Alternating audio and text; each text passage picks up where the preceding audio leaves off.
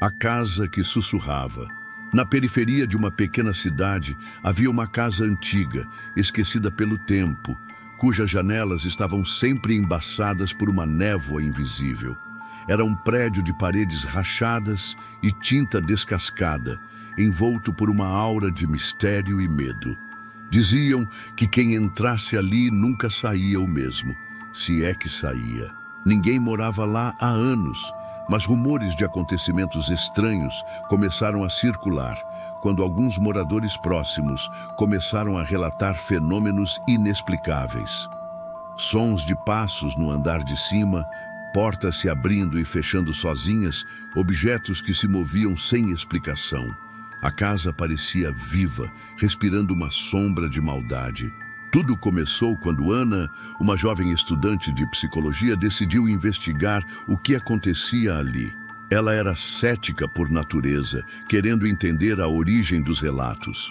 Com uma lanterna, uma câmera e um gravador, ela entrou na casa numa noite chuvosa, determinada a documentar tudo. Assim que atravessou o portão rangente, um arrepio percorreu sua espinha. A porta da frente rangeu ao se abrir e o ar ali dentro era pesado, carregado de uma sensação de opressão. Ela acendeu a lanterna e começou a explorar os cômodos, anotando suas impressões em um caderno. No primeiro andar, tudo parecia normal demais, ou pelo menos normal demais para uma casa aparentemente abandonada. Mas ao subir as escadas, o ambiente mudou. Uma sensação de frio intenso a envolveu e ela percebeu que suas mãos tremiam. Quando chegou ao andar de cima, uma porta no corredor se abriu lentamente, como se fosse puxada por uma força invisível. Dentro do quarto, Ana encontrou um espelho antigo, coberto por uma camada de poeira. Quando limpou o vidro com a mão, viu refletida uma sombra atrás dela. Ela virou rapidamente, mas não havia nada. Seu coração acelerou e ela tentou racionalizar. Talvez fosse uma ilusão de ótica ou sua mente pregando peças. De repente, um som agudo cortou o silêncio. Era um grito vindo do porão. Ana hesitou, mas a curiosidade e o medo a impulsionaram a descer as escadas. Quando chegou lá, o ambiente era escuro e úmido. Sua câmera capturou uma luz fraca dançando na parede oposta. Ela tentou falar, mas sua voz foi abafada por uma risada distorcida que parecia vir de todos os lados ao mesmo tempo. Então, objetos começaram a se mover. Uma vassoura caiu, uma caixa de ferramentas rolou pelo chão e uma cadeira ergueu-se do nada, balançando lentamente. Era o que todos temiam. Um poltergeist ativo. A entidade parecia gostar de provocar, de assustar, de manipular o ambiente ao seu redor. Ana tentou sair, mas a porta do porão se fechou com força, trancando-a lá dentro. Ela tentou abrir, mas a maçaneta girava sem parar, como se alguma força invisível estivesse bloqueando seu caminho. No escuro, ela ouviu sussurros, vozes indistintas que pareciam vir de todas as direções. "Fique conosco", uma delas dizia. "Você não vai sair." O medo tomou conta dela e lágrimas escorreram pelo rosto enquanto tentava manter a compostura. De repente, uma mão invisível tocou seu ombro. Ana gritou e tentou fugir, mas algo a segurou com força. Uma presença fria e pesada pairava sobre ela, como se a própria casa estivesse viva, alimentando-se de seu medo. Desesperada, Ana recordou uma história que ouvira sobre a antiga proprietária da casa. Uma mulher que desapareceu misteriosamente há décadas, deixando para trás um diário.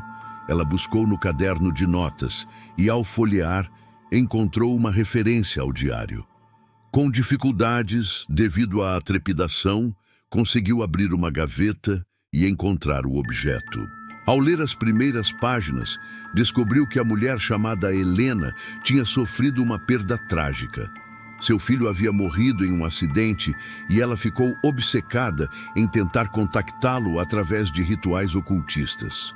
A casa, na verdade, era um portal para uma dimensão sombria, uma prisão onde as almas de pessoas como Helena ficavam presas, alimentando-se do medo de quem entrasse.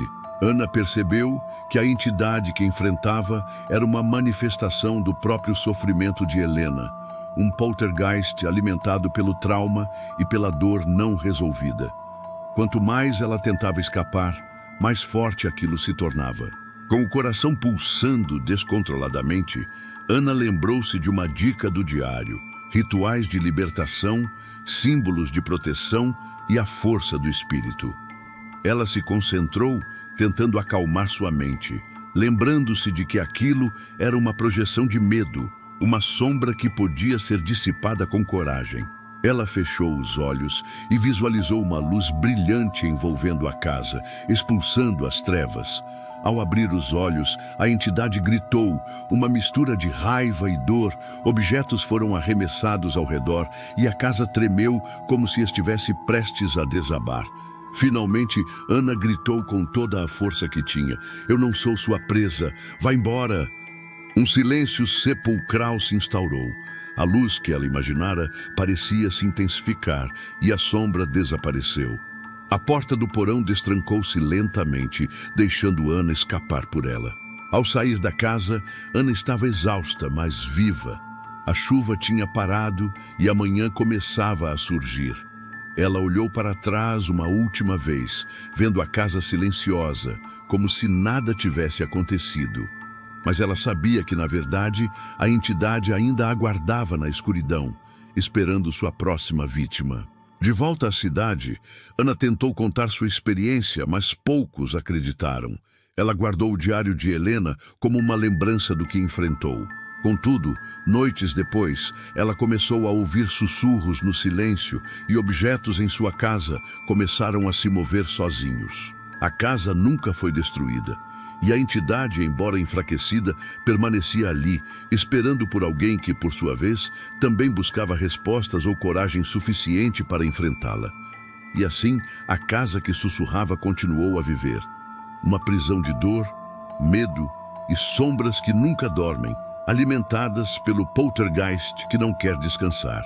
Se você gostou deste vídeo, deixe seu like, compartilhe com seus amigos e inscreva-se no canal para mais.